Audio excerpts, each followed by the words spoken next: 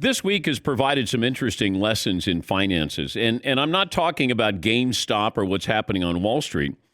I was thinking about the world of sports. To be knowledgeable in the NFL, to be a knowledgeable NFL fan, it seems like you have to have a business degree these days. It used to be, it felt like you had to have a law degree. Now it's business because there are all kinds of stories about quarterbacks who might be on the move.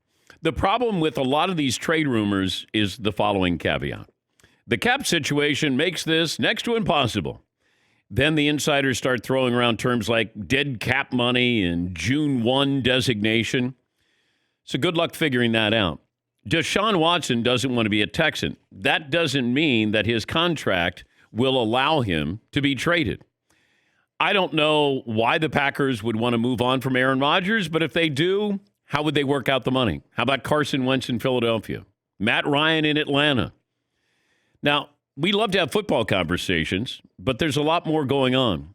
And that won't stop anybody from talking about these stories. But just remember, there might be some math involved in this.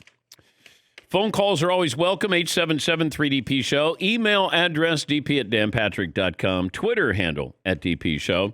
About 10 minutes ago, Paulie walked in my side of the man cave, and he goes, has anybody wondered if Trevor Lawrence doesn't work out? Because don't we assume he's going to be a Hall of Famer? He's John Elway. He's Andrew Luck. He's Trevor Lawrence. He's going to work out. Andrew Luck is not going to the Hall of Fame. What are the chances that Trevor Lawrence is not a great quarterback? And it feels like it's one of those, yeah, but Trevor Lawrence is going number one. Yeah, but Trevor Lawrence is going to be great. Yeah, but Trevor Lawrence is... And Paulie goes, I don't know.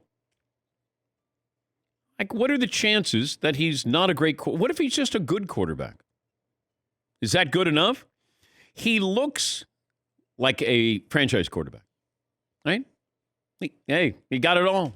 Flowing hair, good looking, 6'5", run, throw, strong arm, says all the right things, great winner in college.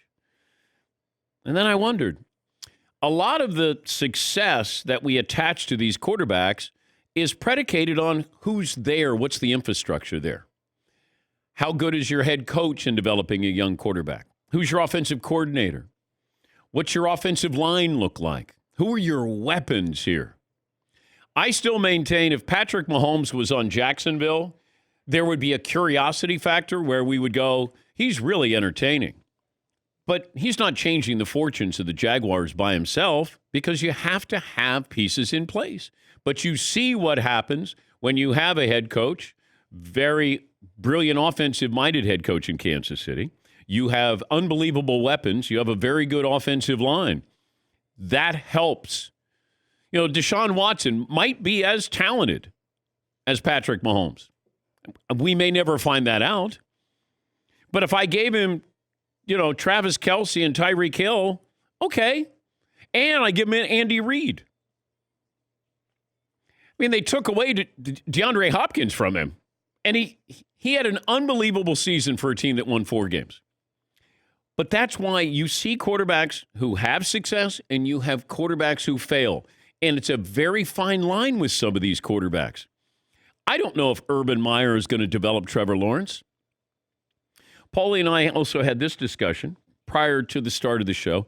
Adam Schefter had a tweet, and he said, fun little hypothetical question. Now, I try not to do speculation, innuendo, hypothetical, but this is hypothetical Friday. Nice. Yeah, hypothetical. Usually it's pathetic Friday. It's hypothetical Friday. If you're the Texans, would you reach out to the Jags and go, how about Deshaun straight up for the number 1 pick? Deshaun Watson to Jacksonville. Trevor Lawrence goes to Houston. Doesn't it seem like everybody wins there? Now, the Texans may go, well, we need more for Deshaun Watson. No, you don't. You get Trevor Lawrence. You got your franchise quarterback, rookie contract. You're ready to go. Urban Meyer gets a franchise quarterback, ready to go under contract. Seems like a win-win, right? If I'm Jacksonville, I wouldn't do it because I want Trevor Lawrence's contract. I'm going to bank on Trevor Lawrence being a good quarterback, very good quarterback. Now, there's a possibility he's not. And I know we've seen Deshaun Watson. That's not a finished product, and he's still very, very good. But I want to have that rookie contract. I have a lot of cap space, and I might be able to kind of fill in, the cracks here and have a formidable team in a division that we think we could compete in. Okay. If I'm Houston and I get Trevor Lawrence, that would be great. The fan base would go, yes, let's move on. And it's not easy to take a bad situation and make it better, and they would be able to do that. But to get Deshaun Watson, Jacksonville's not ready to win yet. I would rather grow with Trevor Lawrence, not pay him I'm not paying my quarterback $40 million until I have to. But just hypothetical that Shefty threw out this morning, and I get it. I understand it. But there's so many other moving parts here where we're trying to speculate. Well, did Deshaun Watson demand a trade, or did he request a trade? There's a difference in that. Like when you demand a trade, then I think you're truly done someplace. I'm requesting a trade. That's different. That's polite. I'm requesting a trade. It doesn't sound like that's the feeling that he has, but and also the timing of this. They hire their coach. They hire a minority coach. And Deshaun Watson decides, or it's announced that day that he wants out. The timing of it doesn't make Deshaun Watson look good. And that was another part of this that I don't know who leaked that to Shefty yesterday. And there's a couple people that could have. Did the team leak it?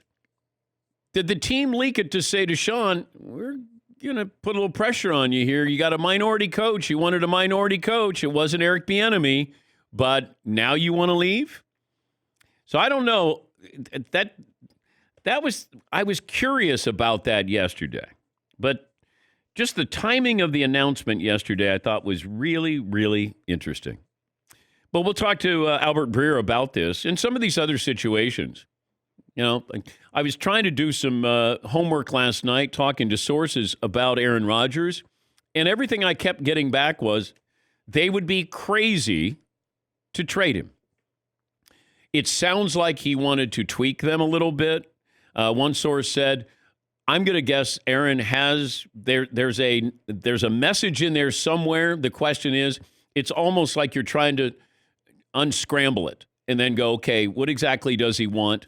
And is he saying to the team, get me some weapons here? And maybe he wants to renegotiate his contract.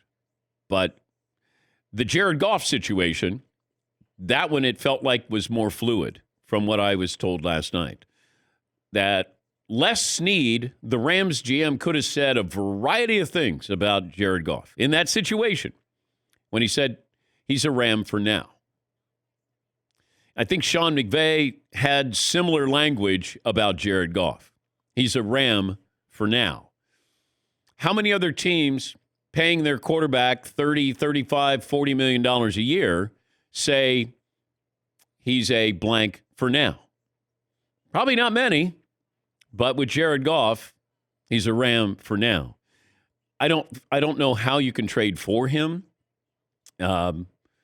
And I think that the fact that there's an open competition for quarterback next year with the Rams should tell you everything you need to know there.